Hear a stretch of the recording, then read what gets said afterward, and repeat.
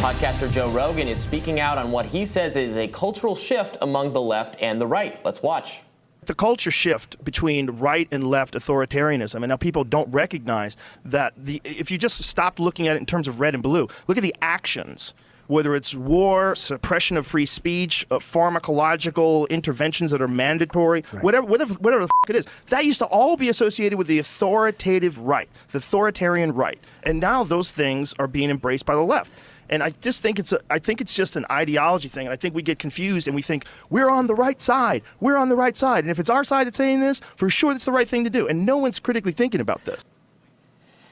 Yeah, I think it's interesting that someone like Joe Rogan is thinking that way. Obviously, with his massive audience, probably there's going to be some disagreement on whether, which side is the actually authoritarian side. But on, the things, I think what has moved Rogan in that direction of thinking of the left rather than the right as the authoritarian side is the things he mentioned. And in particular, I think there's a lot of legitimacy to it on the COVID front and the war front. COVID, I think, speaks for itself from my perspective at least. But it is true that to the extent you can find any opposition to the war in Ukraine, you can really only find it in corners of the right, or vis-a-vis the Republican Party, which actually did make a stink about the funding for Kevin McCarthy's confirmation. So we are seeing a realignment and a shakeup happen. Now, I think, in fairness, probably you, Briahna, would say there's tons of authoritarianism you could identify on the right or in Republican circles, but there is a shift happening. Yeah, look, I got to say, I think it's really suspicious when you see authoritarianism happening all over the place. Mm-hmm. We live in a corporate duopoly. We have two corporate parties with similar incentives to suppress people's ability to speak, increase the level of surveillance, increase the power of the intelligence state, and say, oh, but only one side is doing it, or you should be really worried about one side versus the other. I completely agree with so many of the criticisms about how COVID was mishandled, and I stand firmly with the anti-war left about the critiques of how America has engaged in the Ukraine-Russia war. And I completely also agree that there are more anti-war voices elected in Congress than there on the right than there are on the left, because the number on the left is like zero. There's no real elected left in the United States of America. All of that is true. At the same time, you have Republican governors banning entire disciplines of study in the state of Florida. You have them promulgating laws, hundreds of laws across the country, aiming to do things like prevent people from dressing the way they want in drag. You can't wear, am I going to be allowed to wear pants in certain parts of America? You have some Republican Congress members talking about a federal abortion ban. You have a publisher, this was a story earlier this week, a publisher removed references to Rosa Parks' race in a draft of a Florida textbook. So they say now that she had to move. Someone asked her to move and she stood her ground, and that's why she's a hero. Why, pray tell did they ask her to move, right? So this is what's going on in the country. And I'm concerned that people are being softened to any authoritarianism anywhere because this kind of team sport aspect is being injected into it. And people think, well, as long as my side is doing it less, I'm not going to have a critique of my own side. What do you think, Batya? I mean, whenever Briahna talks, I'm like, oh, well, that makes sense. Yeah, I mean, that's bad, and that's bad, and that's bad. I mean, I think naturally I feel that Joe Rogan is right. I mean, I remember when the right was affiliated with, things like blasphemy, right? You can't say this, you can't say that. And now they're the ones sort of speaking up for free speech, at least on some issues. The banning tends to be around the issue of children. And so I think that that's a sort of sensitive topic and different than saying, we're banning things outright, whereas on the left there is this the same publisher that's that is sanitizing Roald Dahl and Ian Fleming and all that? Look, I don't think so. Sick of all this. This is a historical. This is one of these school textbooks. No, what this sounds like to me is somebody who misread the Stop Woke Act, which actually explicitly mandates teaching children about slavery and discrimination. And they were like, oh God, there's idiots at every level of government and every level of right, like somebody overzealously trying to implement something in a or not overzealous. There are criminal penalties for violating this act. And people, rightly so, are trying to avoid either having to pay a fine or potentially jail time for violating this act. There was another video that went viral earlier this week of a Zoom call between a teacher and a principal, where the teacher in good faith was trying to say, look, I'm about to teach slavery, and I don't know. Tell me, boss, am I allowed to say that slavery was bad? Can I say slavery was bad? And the teacher and the principal was like, I honestly don't know.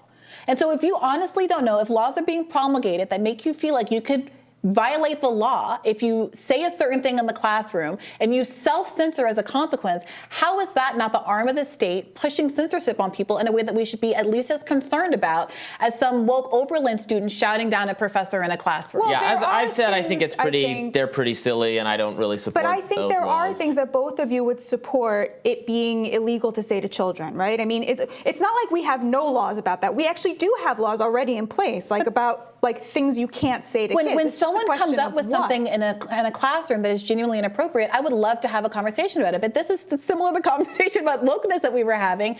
Just be specific. If there's a specific instance, call it out. Let's talk about it. But at a certain point, it seems suspicious to not want to talk about the specific issues and hide behind this idea that there's something out there attacking children. At the end of the day, if you can't name it, and if the consequences are we're not allowed to say that Rosa Parks sat on the bus in a white section of a bus because in the country that we live in, there was a white section of the bus. I think to Batya's point, literally no one is Robby, saying that's like saying that people just suggested that Twitter. Is very clear about what you can't say, and what Robby. you can't say are things that make one race responsible today. But to Briahna's point, I get to be the middle ground person for once. It's great. I agree with you, Batya, that they're not. That is not what they're being called to do, and if that's the extent they should be doing. But I agree with you, Briahna, that the fact that it will for fear of taking on liability cause some people not to teach things. This is exactly the Twitter files. That's like saying, well, the FBI didn't come into Twitter guns a-blazing and force them to censor information. Right. They just pressured them and leaked stories and told the press, oh, you see what happened in Facebook? Facebook's responsible for 2016. You don't want Twitter to get that heat, do you?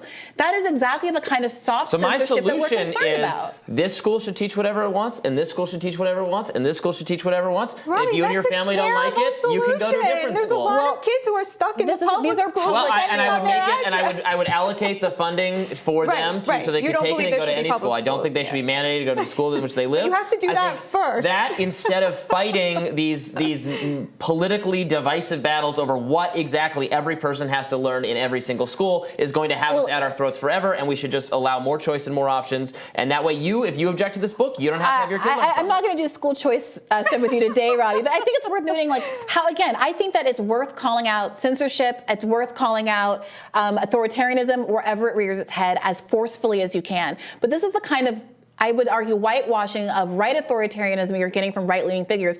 This is Andrew Sullivan, a section that went viral earlier this week from a recent Substack post of his. This is how he describes the right versus left wokeness. He writes, DeSantis may be overreaching on the anti-woke stuff, and he comes off as gruff and stiff with a bully's feet.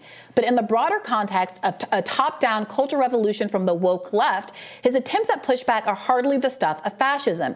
They're almost poignant in their plain unconstitutionality.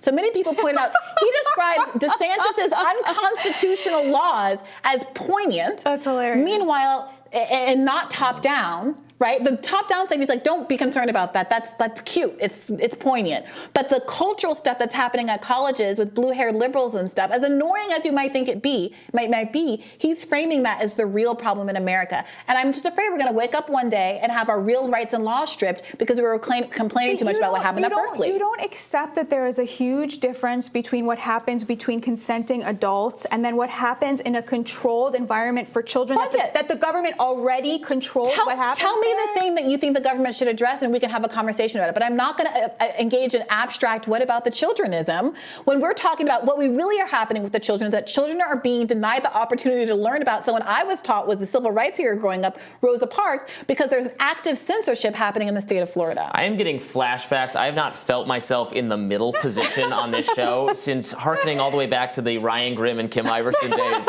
which I had to moderate their battles. This is amazing. Thank you for this stroll down memory lane. It's been wonderful having you here today in studio with us, Batya. Tomorrow on Rising, Brie and I will be back with another stellar show for you. Status Quo News will join us for an update on East Palestine. Batya, it was so great having you. Thank you so much for making the trek to Such a DC. pleasure. Thank you.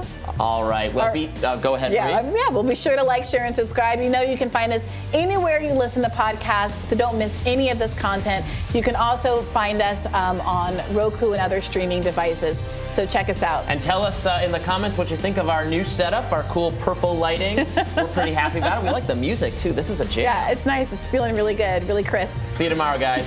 Bye-bye.